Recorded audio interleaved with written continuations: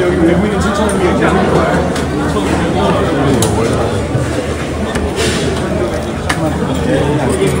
안은 나중에 열어줘요. 이거 알 빼야 될 것 같아요. 지금 QR코드 빼야 될 것 같아요. 조금 빼주세요. 조금 빼주세요. 카메라 빼주세요. 조금 빼주세요. 앉아야 돼요. 네, 앉아야 됐어. 네. 편하게 물어볼 거 있어요. 안녕하세요. 우리 다 1학년이에요.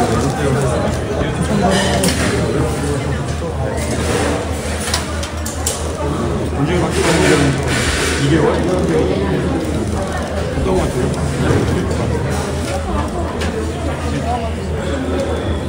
서울에 강남 한복판에 이렇게 학교가 있는 경우가 되게 있어요. 어차피 할 때는 막 그냥 4시 같은 거 간다고. 근데 여기는 단위가 어떻게 돼요? 모이는 단위가 하별로 그래서 거의 한테 비슷한 거 있잖아요.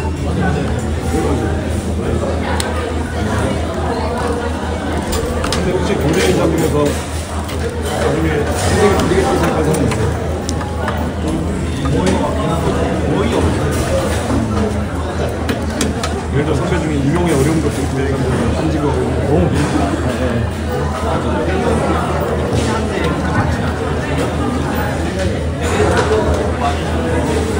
가요수도 머리쓰는 거 머리 좋은 거 서울교대가 어려울지 정도만 어떻게까지 그런 거 대한민국 교대가 나가는 거니까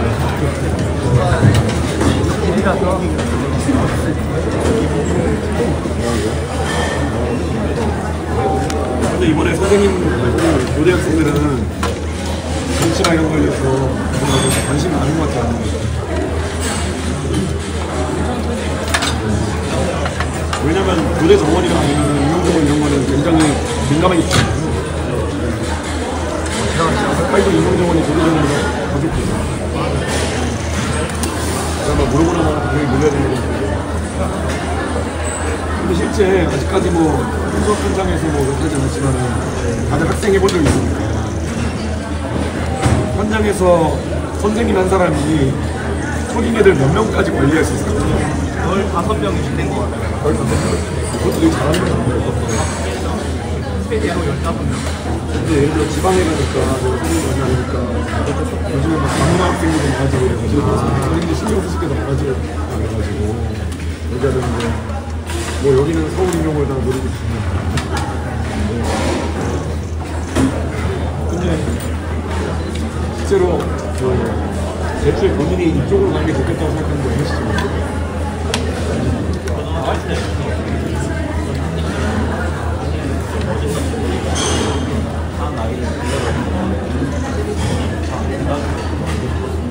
초등교원이 되겠다는 것도 약간 다른 문제죠.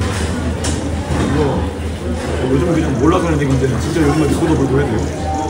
그건 안 하는데 안지도 피아노를 치거나 그런 게 많지. 내용을 치거나 리코더 걸고 요즘은 그러면 그런 거 선생님이 담당해야 될 종류가 어디까지 하고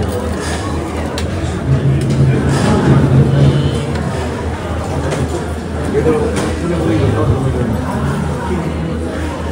옛날에는 리코더를 부르니까 요즘은 예체능 활동을 하고 어디까지 해요? 피아노까지만 초등학교 이렇게 들어가지고 사비업 받은 친구들만 따라오고 갈수록 이제 보육이랑 교육 경계선이 허물어져 가고 있잖아요. 근데 그런 움직임은 어떻게 생각하세요? 학교에 자꾸 보육 기능을 부각하는데 교육생들이 싫어하긴 하는데 무권자나 학부모들은 굉장히 원하고 있거든요. 근데 솔직히 초등학교생이라고 생각했을 때 오후 3시까지 일을 냈고 있어야 되는데 이거 어떻게 생각해요?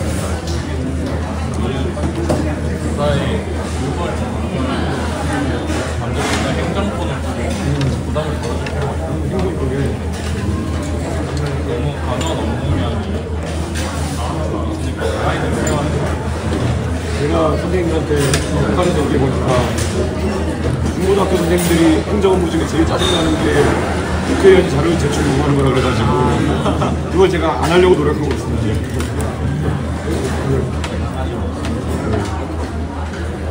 우리를 던질 때 그냥 한 문장으로 그냥 이것도 알려주세요 하는데 선생님들은 그냥 계속 교육 몇 시간에 그걸 하고 있었는다고 해가지고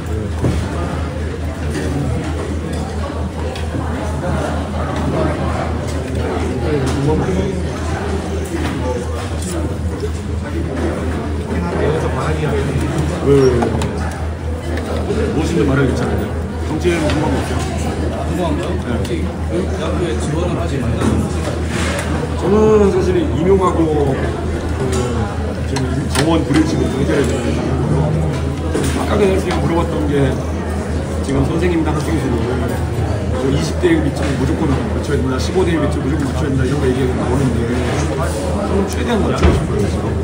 사실 요즘 세상에 민원도 많아지고 이런 상황 속에서 옛날에 저야 초등학교에서 40명의 한 반이 붙여봤지만 그때 솔직히 때려가면서 한 거거든요.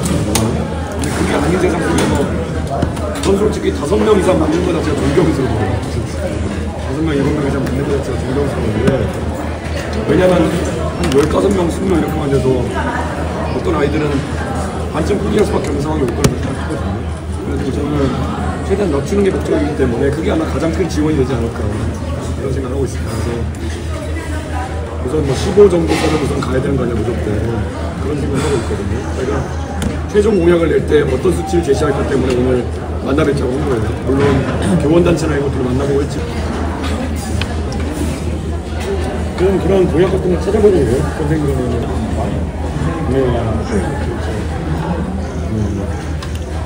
저는 초등학교나 이럴 때, 중학교 때 요즘 아이들 수학 성적 미국의 오바마나 아니면 부시 행정부 때는 인체고사를 공립학교에 막 봐가지고 성적이 안 나오는 곳에다가 예산과 선생님들을 추가 지원하겠다 이런 걸 했었거든요.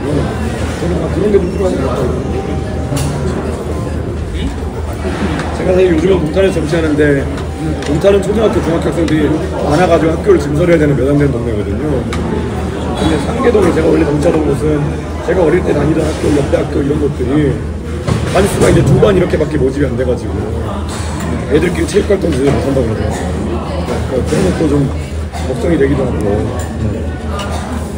근데 초등학교 이제 학년고 줄어드는 거에 해가지고 한 학교에 예를 들어 뭐 2명씩, 아니 2개 반씩 있는 게 좋아요? 아니면은 좀 뭐랄까 한 학교를 합쳐가지고 여러 개 다니는 게 좋을까요? 이거에 대해 생각은 있어요. 적은 인원으로 여러 반이 있는 거.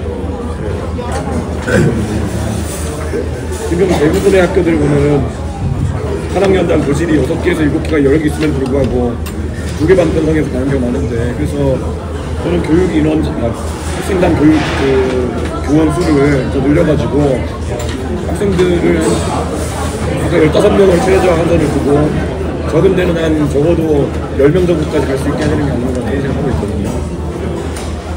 그러면 초등학교 선생님이 훨씬 좋겠어요.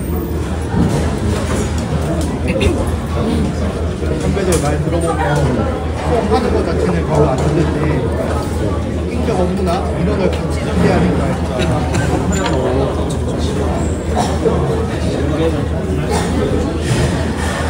행정부 해결하려면 안에 행정을 하시는 선생님을 연구하시는 선생님을 운영도 해결되고 부담도 해결될 것 같아요.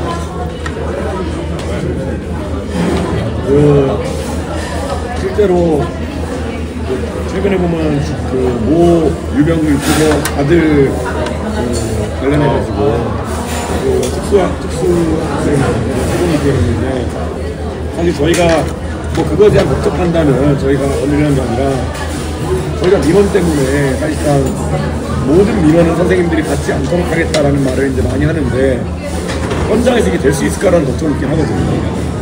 사실 그래서 저희가 강화하는 게 그 모사에 대해 가지고 무고 같은 것을 하게 되면은 엄중 처벌하겠다라는 걸 저희가 이제 이야기하게 되거든요. 사실 아동학대냐 훈육이냐는 굉장히 도미장 한 장 차이라고 생각하는 거거든요. 저희가 이번에 뭐 학생들 대상으로 해가지고 물론 메인 타겟은 중학생 이상이긴 하지만은 격리 처분 같은 것도 이제 하려고 하는데 그게 이제 초등학교 학생들한테는 격리 처분이 너무 가혹할 수 있으니까 여러분이 생각했을 때 훈육하는 방법 중에 어떤 게 도입돼야지 가장 나을까 그런 생각을 하거든요. 말 안 듣는 어떻게 해야 될까요?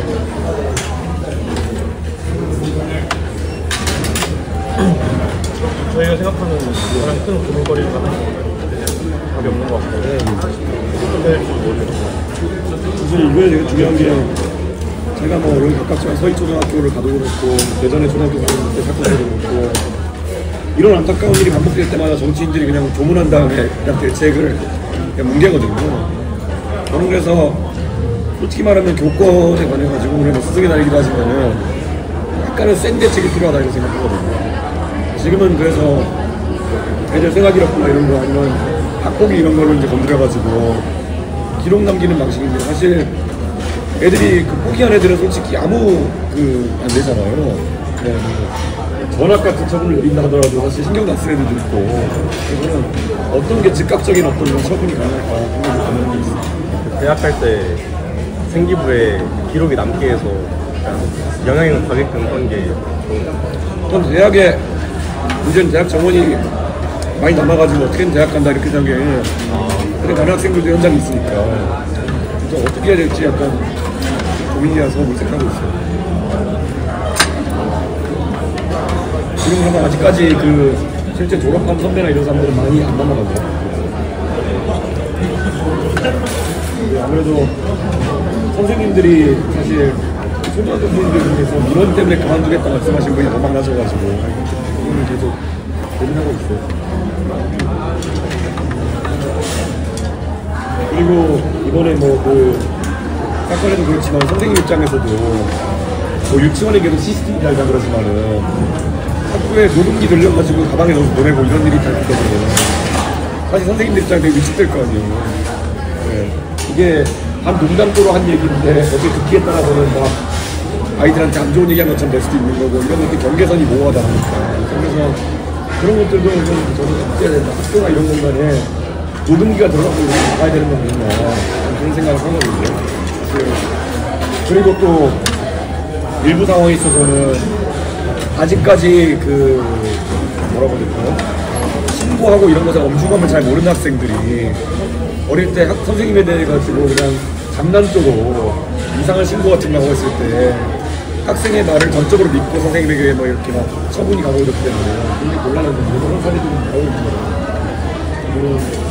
아니, 교권이라는 게 별게 아니라 선생님들이 교육에 집중할 수 있는 걸 만들어야 되는데 그건 진짜 고민입니다. 지금 이거를 우리 흔히 하는 말로 체벌이나 이런 거 없이 한다는 게 얼마나 힘든 건지 여기 계신 분들은 체벌에도 완전히 벗어난 세대였죠. 거의 저는 딱 그 경계선 있는 세대라 가지고 그래서 아직 사립학교에는 체벌이 남나고요. 저도 중학교 사립으로 나왔는데 당연하게 여겨졌었거든요. 고등학교 와서 잘못한 거 같아요.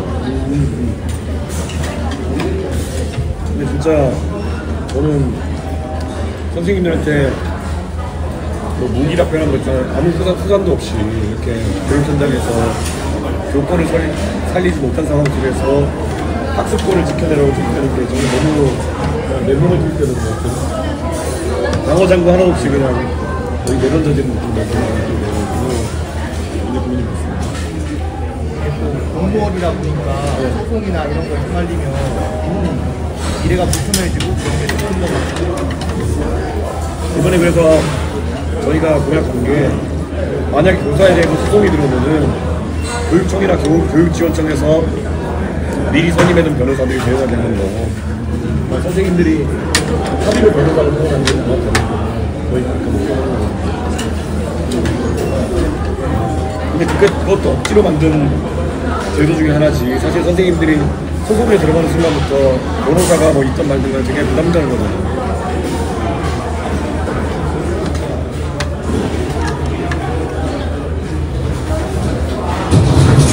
그리고 교원에 대한 명예훼손 같은 경우는 심각하게 나와야 된다 하는데 그러니까 민원이면 차라리 괜찮은데 어디가 가지고 선생님 욕하고 이런 게 되게 심각하거든요. 지금 선생님이 우리 아이만 되게 싫어하는 것 같아요. 다른 학생만 무대하는 것 같아요. 이런 것도. 제가 냉정하게 말씀드리면 동탄이 이제 교육열이 높은 곳이라서 그런지 모르겠지만은 동탄의 국회의원한테 제일 많이 들어온 민원이 뭐냐. 저 굉장히 좀 교대는 아무래도 같이 연차를 따라가야 된다는 생각이 좀 있어요. 그렇죠? 수요가 점점 줄어들다 보니까 최대한 빨리 군대를 가고 이게 합격을 해주고 그다음에 군대를 가는 분들이 정말 많아요. 남자들은 이제 여기 들어오면 휴학하고 군대 가는 경우는 거예요. 이런 것이 좀 아, 그렇다. 네. 이건 좀 안타깝다. 네. 왜냐면 오히려 너무 전문적인 직업이기 때문에 다양한 경험을 할 기회가 좀 부족하지 않을까 우려가 좀 있어요. 교대 학생들이야말로 진짜 자유학기제 같은 거 해야 되는 거 아닙니까? 사실 교대 커리큘럼 같은 경우에 제 생각엔 차라리 4년치를 3년으로 줄인 다음에 1년 정도는 자기 개발할 수 있는 시간을 주는 것도 너무 크지 않을까 보거든요. 한번 연구해 보겠습니다. 공약하시는 왜냐면 제가 아는 선생님들 중에도 보면 초등학교 선생님인데 되게 나중에 교사가 된 다음에도 자기 시간을 내가지고 따로 공부를 하셔가지고 아이들한테 뭐 컴퓨터 교육이라든지 이런 거를 잘할 수 있는 거 연구하셔가지고 책도 내시고 이런 분들이 있는데 저는 교대 선생님들도 충분히 역량이 있는 분들이니까 아이들한테 그런 거 특화 지식을 함양할 수 있는 자기 개발을 하는 거를 차라리 자유학기 비슷하게 해가지고 좀 자기가 참고할 수 있으면 좋겠다 이런 생각이 들거든요. 교대는 다른 학교랑 막 학점 교류한다는 게 거의 불가능할 거예요. 원래 그런 어떤 다양한 사람들이 제도가 있어야 되는 거예요. 그건 아예 모든 교대생들이 1년 정도는 다른 학교에 가가지고 다른 공부 하거나 아니면 자기 개발할 수 있는 시간이 있었으면 좋겠다. 약간 그런 생각입니다. 보통 그게 제주교대를 많이 가긴 하더라고요. 아, 제주도요? 놀러 가는 거요? 약간 쉬러 가는 느낌으로. 쉬러 가는 느낌으로. 아, 그리고 가는 학생들 느낌이 있네요. 한두 명씩 있는 것 같아요. 진짜 좋다, 그건 진짜. 제주교대 같은 데 갔어요. 제주도 한 2년을 가가지고 거기서 나중에 선생님 할 수도 있고, 나중에 가서. 근데 만약에 일반 대학교랑 그런 게 좀 활성화되면 좋을 것 같겠죠. 물론 더 좋겠지만 제도적으로 그런 게 좀 아까 커리큘럼이 커리큘럼을 좀 바꿀 수 있다고 하더라고요.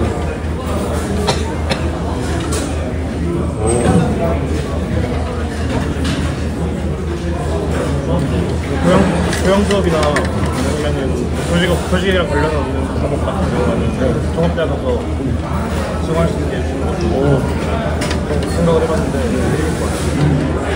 사관학교도 그런 게 있고 저 위탁교육 같은 거 보는데 근데 교대에 있으면은 물론 여기는 다 좋은 학생들, 좋은 교대인 학생들이니까 경쟁이 좀 덜할지 모르겠지만 원래 단일과로 있는 그 단일 학부로 있는 대학교 가면은 서로가 서로의 친구면서 서로의 경쟁자인 경우도 있거든요.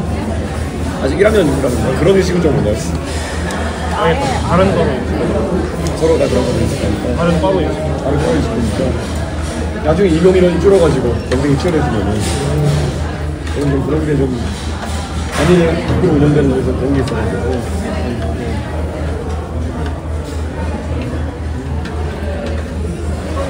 교대 와서 좋은 게 뭐예요?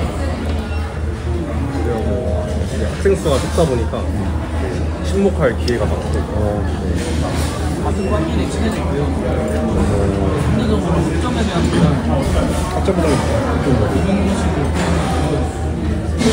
아니 그 와중에도 학점 잘 따려고 하는 사람이 있어. 왜 그러지?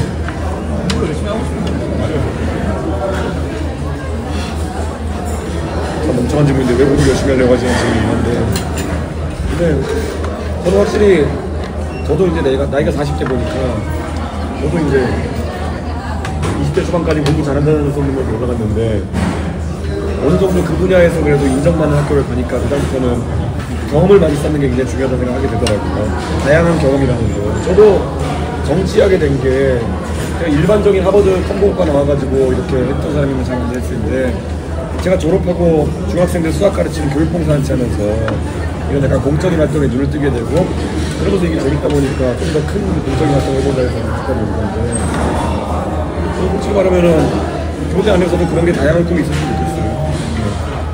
아이들 가르치다가 나중에 아이들을 위해서 더 좋은 일 할 수 있다는 인식이 생겨가지고 갔으면 좋겠고 지금 뭐 솔직히 말하면은 한국교총 같은 경우에는 교총 회장님도 강주호 회장님이라고 저보다 한 살 어린 분이거든요. 86년생이 지금 교총 회장이에요. 근데 저는 교육행정이나 이런 쪽으로 많은 분들이 또 가시고 이런 것도 생각했으면 좋겠다는 그런 생각이 들어요. 너무 지금까지는 교육행정 같은 것도 대학 교수님들이 못 가지고 이렇게 주도하고 이러다 보니까 일선 교사들의 이런 이야기나 이런 것도 잘 안 들릴 때가 있고 교육감도 보면 저는 항상 교수님 출신들이 많이 가거든요. 저는 교사 출신들이 교육감도 했으면 좋겠어요.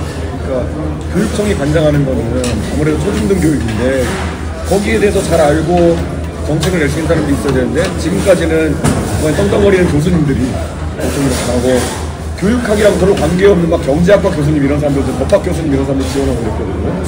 저는 이제는 교육 일선을 좀 아는 사람들이 교육행정을 해야 돼요. 근데 여태껏 장관 자리도 다른 분야에 있던 분들이 임명되시고 하시는데 그 후보님께서는 당선되시면은 교육부 장관 자리에 어떤 인물들을 생각하시나요? 저는 교육과학부라고 이제 개편하겠다고 얘기했는데요. 저는 선생님 출신들이 최소한 그 최고 교육과학부 최고 지휘부 중에 교육에 해당한 부분이 있어야 된다는 생각하거든요. 그래서 뭐 그것이 뭐 차관인지 장관인지를 제가 얘기하진 않겠지만 지금 전 당연히 초중등 교육에 이해도가 있는 사람이 교육부 안에 있어요. 지금은 교육부 국장 출신 이런 사람들이 올라가가지고 계속 그런 역할을 하고 있는 거거든요. 근데 저는 현장을 모르고 정책이 나올 수 없다 이런 생각을 해요. 특히 아까 제가 말한 것부터 제가 현장에 가서 얘기할 때마다 듣는 게 뭐냐면은 학생당 선생님 수가 가장 큰 문제 중에 하나다. 실제 지금 교육 현장 가보면 민원이나 아니면은 또 여러 가지 문제 때문에 이걸 도저히 교육할 수 없는 곳들도 있고 다문화 학생이 늘어나는 공간도 있고 특별한 설명들이 있는데 이거를 정치에서는 그냥 예산 논리만 접근하거든요. 저는 예산 논리보다 중요한 게 우리 아이들이 나중에 졸업했을 때 기대했던 성취를 달성했느냐가 굉장히 중요한 건데 저는 교육의 유일한 목표치는 그거야 된다. 돈을 아꼈느냐 아니냐는 교육의 평가 목표치가 아니라 대한민국의 초등학교, 중학교, 고등학교 졸업할 때 이 성취도를 충분한 우리가 제시한 목표만큼 달성했느냐 안 되면 돈을 더 넣어야 되는 것이고 안 되면 선생님을 더 투입해야 되는 것이고 저는 거기에는 물러섬이 없어야 된다 이런 생각을 하는 거죠. 근데 저는 그게 한계가 저희가 5년 단임제를 하고 있지 않습니까? 그래서 정권이 휘청휘청 바뀌는데 교육 같은 경우는 성과를 내려면 기간이 좀 오래 필요하잖아요. 그래서 그런 게 좀 한계가 아닐까. 저는 그래서 집권하면은 바로 처음부터 바로 그런 걸 강하게 밀어가지고 저는 우선 전국 단위 성취도 평가 같은 것들을 활성화시켜야 된다고 생각하고요. 그래서 만약에 특정 지역이나 특정 학교에서 실제 교육이 잘 진행 안 되는 곳이 있다 그러면은 저는 거기에 즉각적으로 예산 증액하고 선생님 추가 투입하는 것을 법 개정해가지고 이제 넣어야 된다. 시행령 개정해야 된다 이렇게 생각하거든요. 저는 이거는 늦으면 늦어질수록 우리가 계속 이제 중국이나 아니면 이런 다른 동아시아 국가들이 뒤처질 수밖에 없게 되는 거거든요. 그 피사라고 국제 학력 평가하는 거 그거 보면은 우리가 원래 핀란드랑 1, 2등 다투다가 지금은 동아시아의 다른 나라들 대만, 싱가포르, 중국 이런 데 뒤처지기 시작했어요. 근데 여기랑 어떻게 경쟁할 수 있겠냐는 거죠. 우리 가진 게 휴먼 캐피탈밖에 없다고 하는 나라인데 저는 이거는 다른 거 어디에 고속도로 하나 덜 놔도 이 선생님들 추가로 투입하고 더 나은 교육환경 제공하는 거는 꼭 해야 된다. 그렇게 해서 국민들한테 솔직하게 이렇게 하고 차라리 사교육비를 줄지다 이런 식으로 이야기하는 게 옳다 이런 생각을 하는 거죠. 지금 대한민국에 그냥 선심성 예산 나가는 거 복지 예산도 많고 SOC 예산도 저는 솔직히 무리 생긴 거 되게 많다고 생각하거든요. 저는 화끈하게 교육 예산으로 밀어야 된다 그렇게 생각하고 있습니다. 이거 안 들어주면 제가 뭐 국회에서 다른 당들이 뭐라고 하면요 제가 이거는 제가 국회 가서 연설을 해서라도 제가 찍어내겠습니다.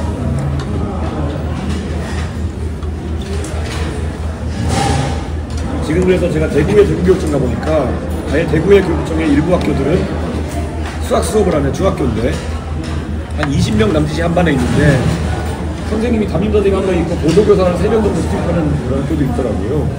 문제풀이 하는 동안에 옆에서 도와주는 방식으로 저는 근데 그냥 보조교사 투입 방식 같은 것들도 물론 보조교사 하시는 분들은 뭐 계약직으로 오신 분들도 있고 기간제로 여러 가지 활동을 하시는 거지만은 어쨌든 교원 1인당 부담을 낮춰주는 거는 계속 해야 된다. 그것보다 중요한 게 없다. 저는 그런 생각을 하고 있어요. 그리고 뭐 현장에서 AIDT 같은 것도 얘기가 많은데 저는 AIDT 제가 가서 시험 보는데도 오류가 많이 발생했거든요. 그런데 저는 AIDT 같은 게 지금 보조자료로 활용되고 있지만은 나중에 초등학교든 중학교든 고등학교든 문제점을 빨리 해결해가지고 학생별로 수준별 수업을 할 수 있는 것도 되게 중요하거든요. 숙제를 학생마다 다르게 낼 수 있는 건 되게 중요하거든요. 근데 지금은 그런 장점보다는 초반에 시스템 뻥나고 이런 게 굉장히 단점으로 많이 부각돼가지고 부모들이 우리 아이들을 실험 대상으로 삼지마라 이런 인식이 강한데 저는 우리나라에서 그런 수준별 맞춤 학습이나 이런 걸 활성화시키기 위해 가지고 AIDT 같은 것도 발전을 좀 시켜야 되는데 가서 동작하는 거 보니까 좀 시간이 걸릴 것 같아요. 지금 그런데 지금 그러면 1학년 때 과목들은 보통 어떤 것들 배워요?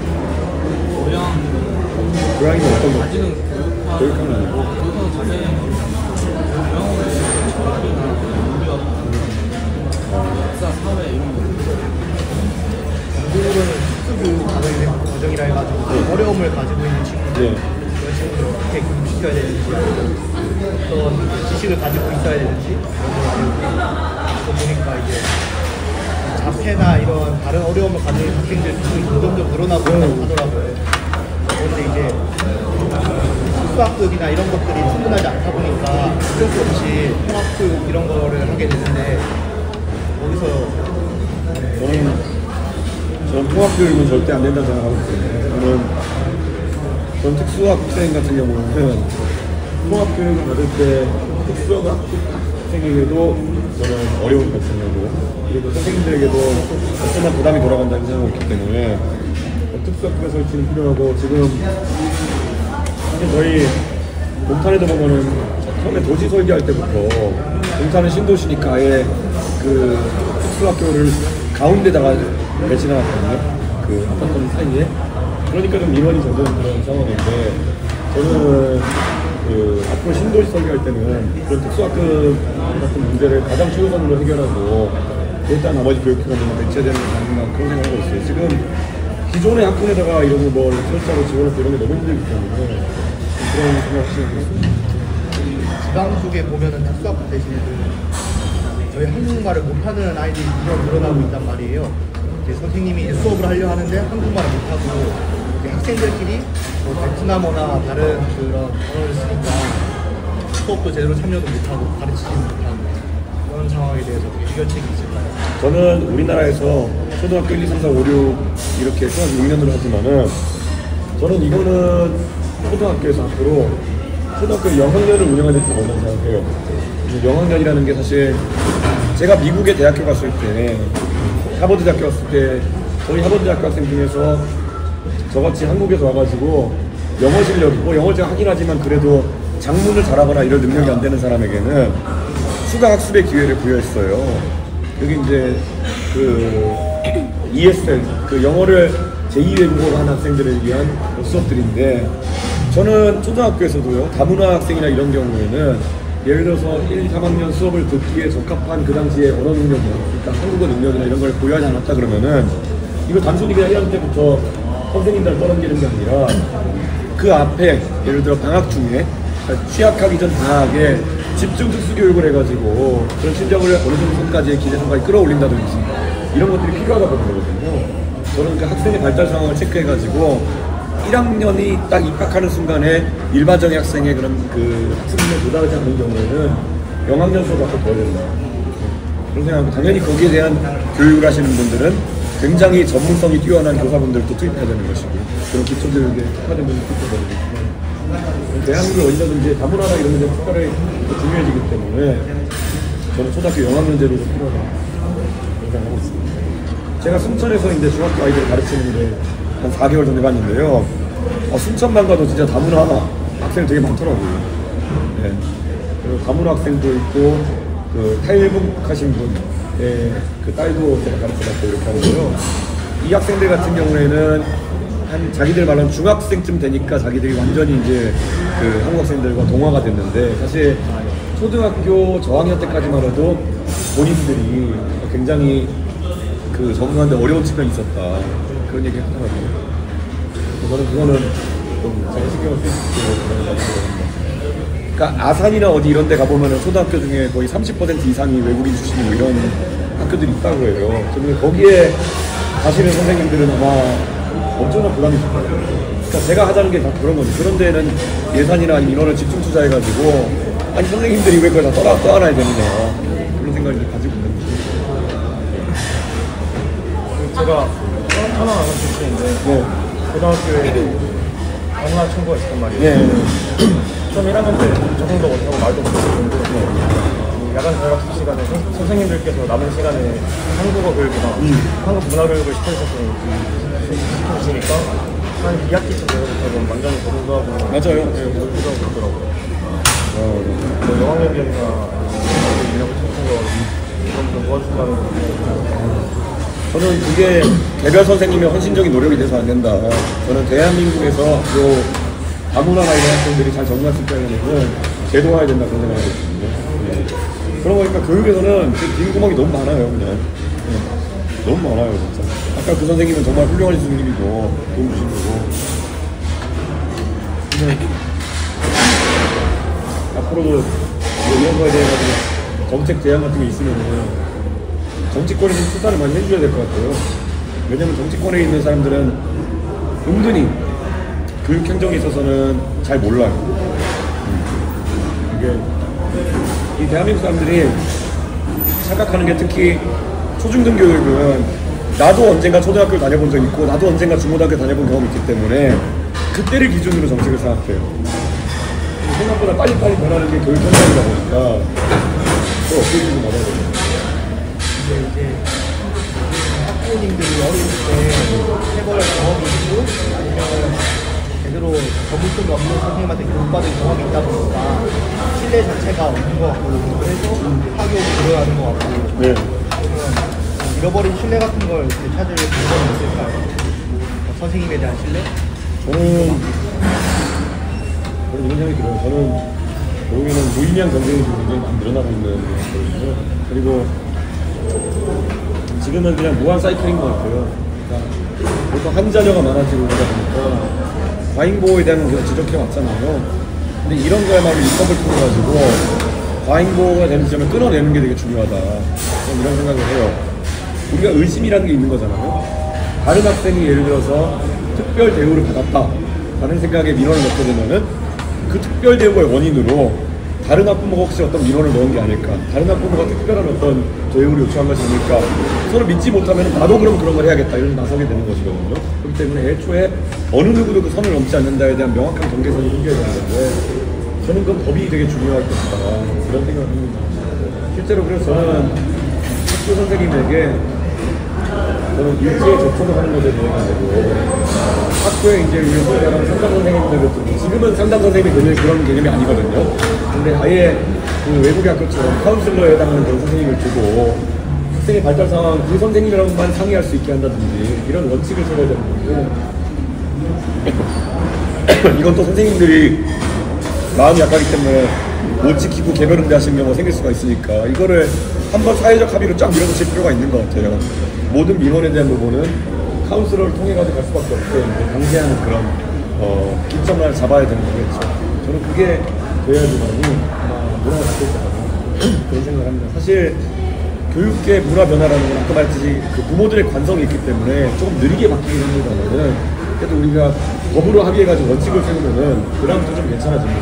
예를 들어 공무원에 대한 청탁이나 이런 것 같은 것도 원래 기명란법이 제정되기 이전에는 뭐 좋은 게 좋은 거지 하고 받아가도 요즘은 그래도 그런 것들이 그 사람들이 움찔움찔하면서 대다수가 조심하는 상황이 된 거거든요. 저는 그 교원에 대한 민원이나 아니면 이런 것들도 그렇게 가야 되지 않습니까? 한 가지 더 여쭤봐도 예, 예. 될까요? 그 수준별 학습 얘기하시는데 과연 그게 수시 전형이랑 공존이 가능한 건지 여쭤보고 싶거든요. 어떤 의미에서? 어떻게 보면 수시 전형은 교사가 직접 문제를 출제하고 그걸 상대평가로 이제 평가하게 되는데 수준별 학습을 하게 된다면은 하위에 있는 반 친구들이 푸는 문제들이랑 상위에 있는 반 친구들이 푸는 문제가 다를 거 아니에요. 맞습니다. 네. 그러면 교사가 출제하는 문제가 어떻게 보면 하이반 친구들은 못 풀어본 문제일 수도 있고 그런 건데 그게 가능할까요? 수시전형이랑?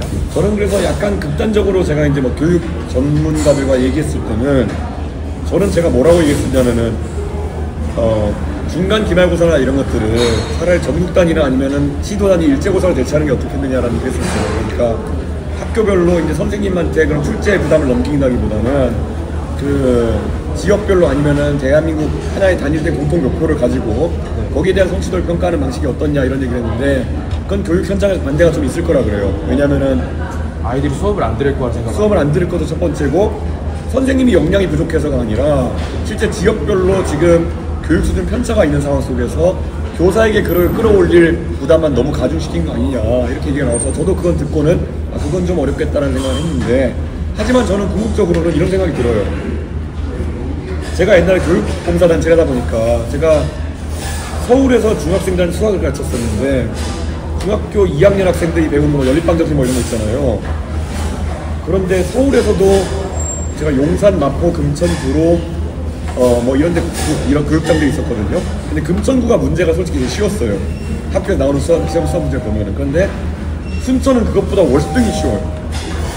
자, 그럼 무슨 말을 하냐면은 아예 우리나라에서 지역별로 교육 목표치를 다르게 부여하는 현상들이 발생하고 있는 거거든요.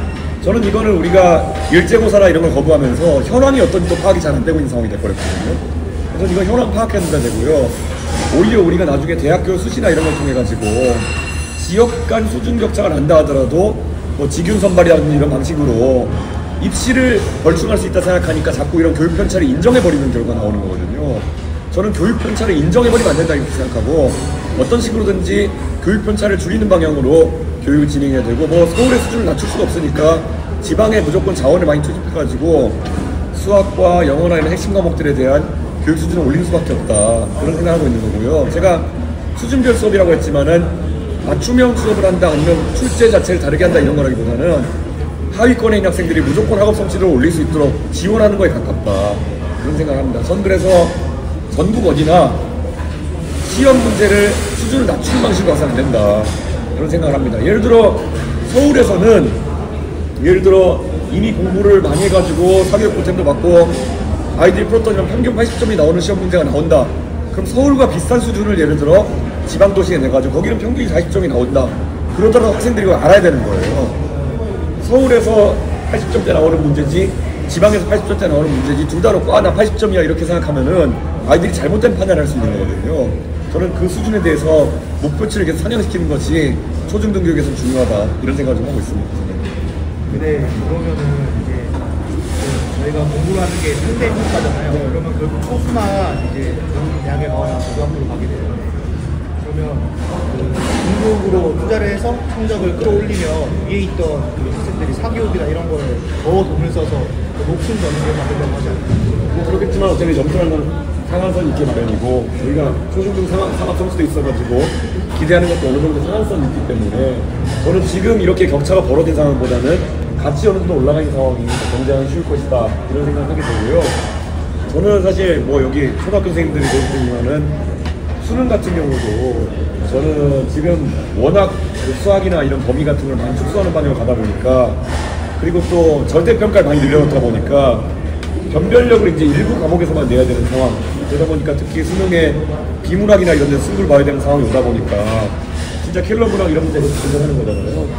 저는 오히려 대한민국 국민들이 교육하는 범위를 자꾸 줄여가지고 이런 사교육 경쟁을 붙이는 킬러 문학 경쟁 같은 게 있어서는 안 된다 이렇게 생각하거든요. 저는 그래서 그 방향으로 좀 변화가 있어야 된다 그런 생각을 하고 있습니다. 전체적으로 우리가 제 생각 악의가 있어서가 아니라 교육 부담을 낮추는 방향이라 생각해가지고 범위도 줄이고 자꾸 절대평가로 가고 이렇게 했었던 것인데 역으로 나타나는 것은 일부 남아있는 상대평가에서 거의 그 변별력 때문에 문제가 아니고 치솟는 결과를 나타내게 된 것이거든요. 저는 이게 오히려 사교육이 굉장히 확장하게 된 원인이었다 그런 생각이 좀 하고 있습니다. 그래서 오히려 좀 펼쳐놓는 게 낫다 이런 생각을 하는데요.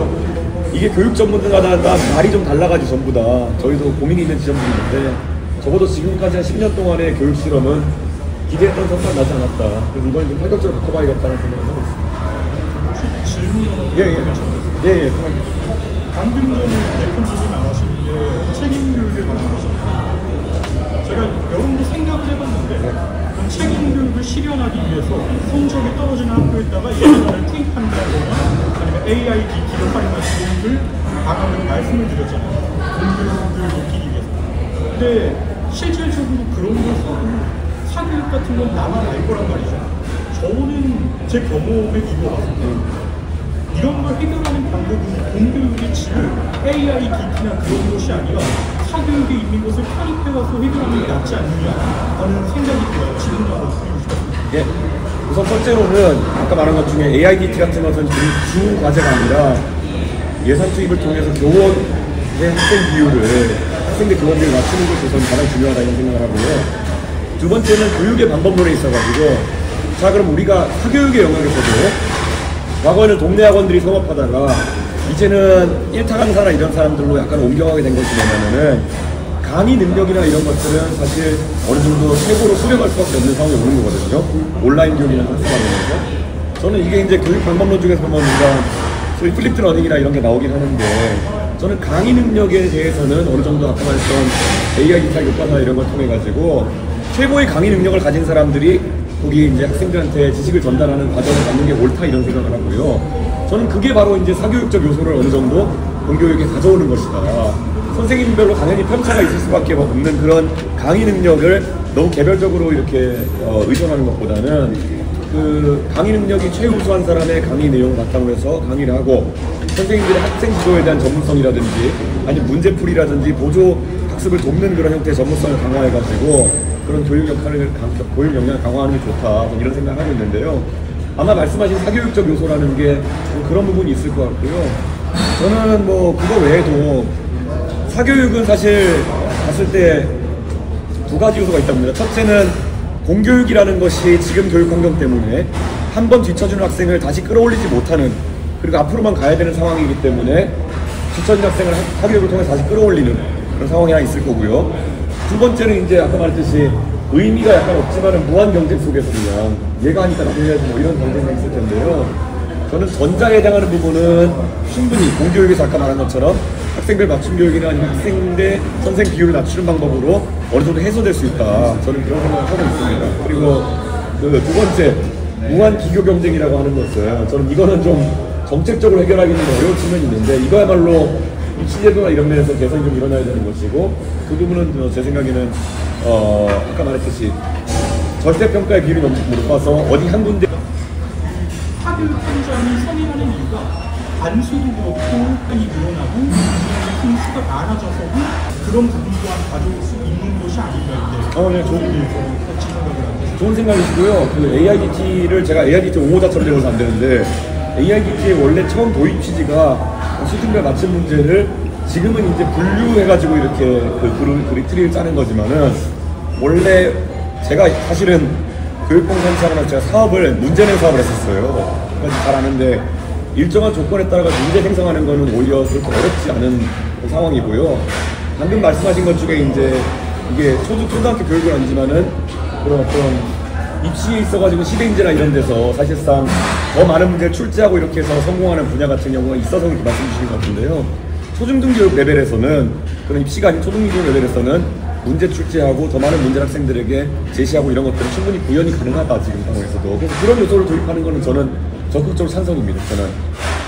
저는 제가 교육학을 제대로 전공하거나 이러지도 않았지만은 가장 놀라운 거는 제가 중학교 학생들 가르칠 때 아이들의 학습 집중도를 높이기 위해 썼던 방식이 뭐냐면은 그냥 수학 문제 같은 걸 내는데 제가 아이들 이름을 직접 문제에 넣어주고 막 이렇게 했어요. 근데 굉장히 학생들 집중도가 높아지고 이런 경험도 했었거든요. 저는 그런 완전히 새로운 교육적인 노하우 같은 것들도 충분히 접목돼가지고 아이들 집중도 높일 수 있다 그런 생각하고 있습니다. 예. 휴직 중에 현직 15년 차 예. 초등교사입니다. 예. 현장에 계시다 보니까 교사들이 무슨 문제가 발생됐을 때 어디에도 보호를 받지 못한다고 생각이 들거든요. 공무원이지만 소송을 당하면 제가 개인 변호사를 다 선임해야 되고 다 개인별로 대응해야 되고요. 이런 것들을 지내다 보니까 명령서도 듣다 보니까 뭔가 조건이 많이 다운되어 있다는 생각이 드는데 혹시 교권 보호를 위한 방안 어떤 것들을 저희가 그래서 이번에 공약한 것 중에 보면은 특히 말씀하신 부분에 대해 가지고 교사 소송에 대해 가지고 그것을 교육청이나 교육지원청이 대리할 수 있도록 교육청과 교육지원청에 일정 수 이상의 변호사를 전문 변호사를 두도록 하는 제도를 공약했습니다. 그렇기 때문에 뭐 최근에도 여러 가지 안타까운 어떤 사건들이 있었지만은 교사가 개인의 자격으로 그런 소송에 노출되는 상황이 없어야 될 것이다 첫 번째고요. 원래 무고의 정확한 정의가 뭐냐면은 이게 꼭 검사 이런 데가 아니라 공무소에다가 허위의 의혹으로 누군가를 참소하게 되면 무고에 해당합니다. 그렇기 때문에 교사에 대한 어떤 비위라든지 아니면 아동학대 신고라든지 이런 것들을 허위로, 자 명백한 허위의 사실을 억하심정하는 경우에는 그것이 무고의 대상이 될 수 있게 해가지고 처벌 가능성을 높이는 방향으로 저희가 정책을 추진하려고 하고 있습니다. 이번에도 대기업이랑 협의하시던데 저번에 또잘 부탁드리겠습니다. 예, 저희가 하여튼 제가 누누이 얘기하는 게 뭐 서희초등학교나 대전초등학교나 이런 문제들에 대해 가지고 저희가 잘 새기고 정치하겠다 말한 만큼 계속 그 교원단체나 및 그리고 뭐 선생님들과 협의는 지속하도록 하겠습니다. 예, 감사합니다. 마지막 예. 강원도에 한 초등학생이 현장학습 도중에 사망에 대한 안타까운 사건이 있었거든요. 근데 그게 통솔인원이 교사 혼자서 이제 30명을 다 같이 청소하다 보니까 어쩔 수 없이 교통사고를 당하게 됐는데 그때 교사의 책임이 어디까지인지, 이게 만약에 거기서 발생하는 모든 게 교사 책임이다 이렇게 하면 사실은 그걸 다 통솔할 수도 없고 통솔을 못하니까 소송을 당하면 위험하고 아예 체험학습을 없애는 방향으로 가고 있다고 들었거든요. 그러니까 이걸 해결하기 위해서는 교사의 책임은 어디까지 둬야 될까 이런 거에 대해서. 저는 그런 거야말로 저는 절대 교사가 책임지지 안 되는 부분이다라고 생각하는 게, 이게 뭐 예를 들어 본인이 감당할 수 있는 한계 내에서 학생 지도를 하다가 그런 일이 발생했으면 책임져야지만, 한 명이 아까 저희가 5명, 10명 이런 일이 있었는데 한 명이 30명을 감당할 수 없다는 것은 명확한 거 아니겠습니까? 그렇기 때문에 저는 일정 기준을 두고 일정 기준 이상의 학생을 통솔하기 위해서는 추가로 하다못해 그 일을 위해서 특수하게 고용된 이론직 임원을 하더라도 그런 그 지도는 다른 사람이 일정한 숫자에 맞춰서 있어야 된다.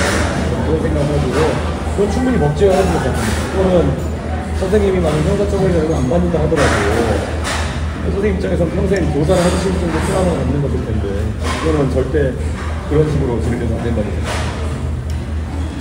후보님, 저 질문 하나 있습니다. 예, 예. 제가 정책 추진하고 싶어 하시는 정책들이 몇 가지 있으시잖아요. 그런데 전 정부에서 늘봄학교를 추진을 했었던 걸로 알고 있는데, 그런 사례를 봤을 때 뭔가 정책이 새로 계속해서 추가하고 도입하게 되다 보면은 뭐 전문 인력을 뽑는다거나 하지만 현직에 계시는 선생님들이 업무 부담이 항상 늘어날 수밖에 없더라고요. 그래서 뭔가 선생님들의 하루 일과 업무 비중으로 봤을 때 진짜 교육에 연구를 하고 그런 시간보다 사실 행정적인 업무를 처리하는데 훨씬 더 비중이 많이 가 있다고 알고 있는데, 저는 교육의 질을 높이는 데는 선생님들이 진짜 교육에 조금 더 집중하고 연구하는 데 집중하는 게 중요하다고 생각하는데, 뭔가 계속해서 정책이 추가됐을 때 그에 많은 사용하는 추가 인력이라던가 그게 적절히 이루어지지 않으면 교사의 부담이 계속해서 늘어난다고 생각을 하는데 어떻게 해결하면 좋을지. 저희가 아까 이전에 임용 이론 자체를, 그래서 이제 학생 대 교원 비율을 낮춰야 된다라는 이야기를 했고요. 저는 그 선에 대해 가지고 뭐 제 머릿속에 염두에 있는 숫자는 15대 1 정도까지 가야 되는 거 아닌가, 이 정도까지 생각하고 있는데요.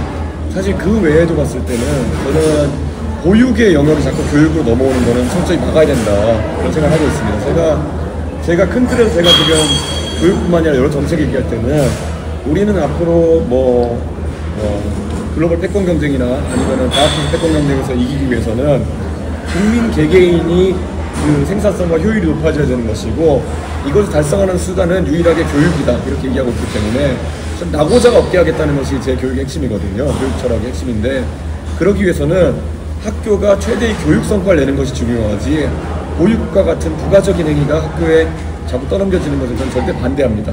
그렇기 때문에 저는 학생들이 초등학교, 중학교, 고등학교를 졸업할 때 각자 기대됐던, 국가적으로 기대되는 학업 성취도를 보유하는 것이 목표의 최우선이 되어야 된다, 이런 생각을 하고 있습니다. 그래서 저는 보육 이런 것들은 아예 그런 보육의 틀을 따로 만들어가지고 거기에 따로 예산을 집행하는 것이 가야 되는 것이지, 교내에서 교육을 공부시켜놓고 보육을 선생님으로 맡기는 경우는 절대 발생해서 안 된다고 생각합니다.